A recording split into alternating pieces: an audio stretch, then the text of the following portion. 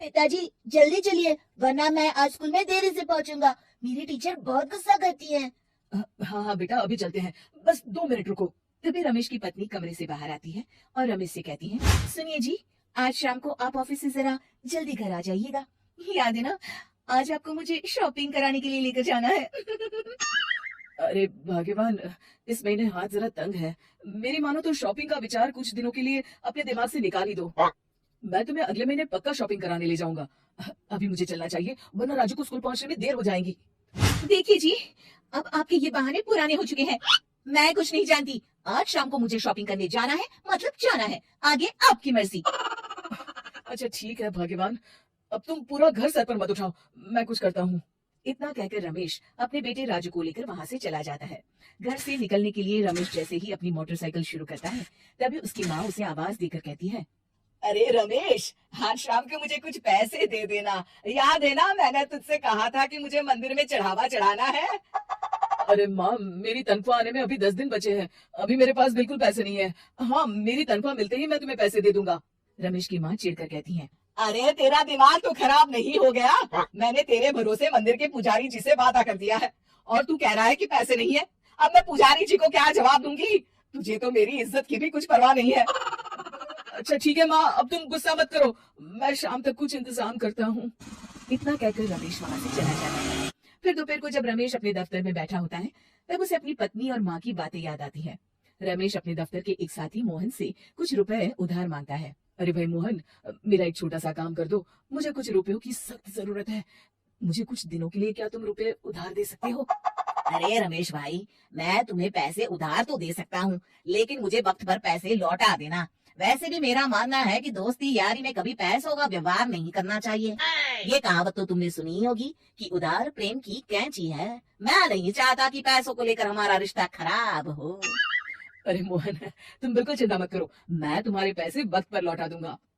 फिर मोहन रमेश को पैसे दे देता है। शाम को घर आकर रमेश कुछ पैसे अपनी माँ को देता है और साथ ही अपनी पत्नी को भी शॉपिंग कराने बाजार लेकर जाता है। रमेश की पत्नी और उसकी माँ का स्वभाव जरूरत से ज्यादा खर्चीला होने के कारण दोनों हमेशा बेवजह पैसे खर्च करती हैं। फिर एक दिन, सुनिए जी, अगले हफ्ते हमने छुट्टियों में कहीं बाहर जाने का प्लान बनाया था। आपने पैसों का इंतजाम कर लिया ना? अरे अभी कहाँ, अभी तो मेरे पास बिल्कुल पैसे नहीं है। हम कभी और चले जाएंगे। देखिए जी, मैंने सभी सहेलियों से कह दिया है कि मैं बाहर घूमने जा रही हूँ। अगर मैं नहीं गई तो सब मुझ पर हंसेंगी। आप कहीं से भी पैसों का इंतजाम कीजिए जी। इतना कहकर रमेश की पत्नी वहां से चली जाती है। वहीं दूसरी तरफ रमेश की माँ भी तीर्थ यात्रा जाने की जिद करती है और रमेश से पैसे मांगती है। फिर अगले दिन रमेश एक सेठ से पैसे उधार लेकर अपनी पत्नी और बेटे को घुमाने ले जाता है और अपनी माँ को भी तीर्थ यात्रा पर भेज देता है। लेकिन जैसे ही रमेश अपनी छुट्टियां बिताकर वापस आता है, कर्जदार उसका जीना मुश्किल कर देते हैं। इतना ज्यादा कर्ज एक साथ अपने ऊपर देख रमेश काफी परेशान रहने लगता है। फिर एक दिन राजू की स्कूल की फीस वक्त पर न भर पाने के कारण रमेश को स्कूल में बुलाया जाता है। स्कूल के प्रिंसिपल साहब रमेश को सख्त हिदायत देते हैं कि अगर वक्त पर स्कूल की फीस नहीं भरी गई तो उनके बेटे का नाम स्कूल से काट दिया जाएगा। अपने बेटे की स्कूल की फीस भरने के लिए रमेश अपने दोस्त गिरधारी से कुछ पैसे उधार ले लेता है और स्कूल की फीस भर देता है। रमेश की माँ और उसकी पत्नी खर्चे और घर की जिम्मेदारी संभालते संभालते धीरे धीरे रमेश पूरी तरह कर्ज में डूब जाता है। और तभी एक दिन दफ्तर में काम करते समय रमेश की तबीयत अचानक बिगड़ जाती है और वो बेहोश होकर गिर पड़ता है। उसे जल्दी से पास के एक अस्पताल में भर्ती कराया जाता है। रमेश के घर वालों को ये बात पता चल जाती है तो वे सभी अस्पताल पहुंचते हैं। अस्पताल के डॉक्टर साहब उन्हें बताते हैं, देखिए, देर रात तक जागने और जरूरत से ज्यादा काम करने की वजह से इन्हें चक्कर आ गया था। बेहतर यही होगा कि इन्हें कुछ दिनों के लिए पूरी तरह आराम करने दिया जाए। रमेश की हालत देखकर उसके बेटे राजू को बहुत गुस्सा आता है और वो अपनी दादी और माँ से कहता है, माँ, दादी, मैं इतना छोटा हूँ, फिर भी मैं इतना समझता हूँ कि पिताजी दिन रात दफ्तर में काम करके पैसे कमाते हैं। पिताजी अकेला पूरा घर संभालते हैं और आप दोनों अपने फिजूल के खर्चों के लिए उन पर दबाव डालते रहते हैं।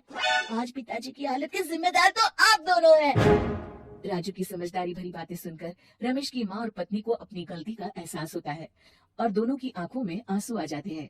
फिर कुछ दिनों के बाद रमेश की तबीयत एकदम अच्छी हो जाती है और वो पहले की तरह अपने काम पर जाने लगता है। रमेश की माँ और पत्नी अब उसे किसी प्रकार की कोई तकलीफ नहीं देते और ना ही उससे किसी चीज की मांग करते हैं। फिर देखते ही देखते रमेश अपने कर्ज के सारे पैसे चुका देता है। उसकी जिंदगी पहले की तरह अच्छी हो जाती है और वो अपने परिवार के साथ खुशी खुशी रहने लगता है। शिक्षा, हमारे रिश्ते एक तराजू की तरह होते हैं, जिसकी दोनों ओर जिम्मेदारी और समझदारी का वजन बराबर होना चाहिए।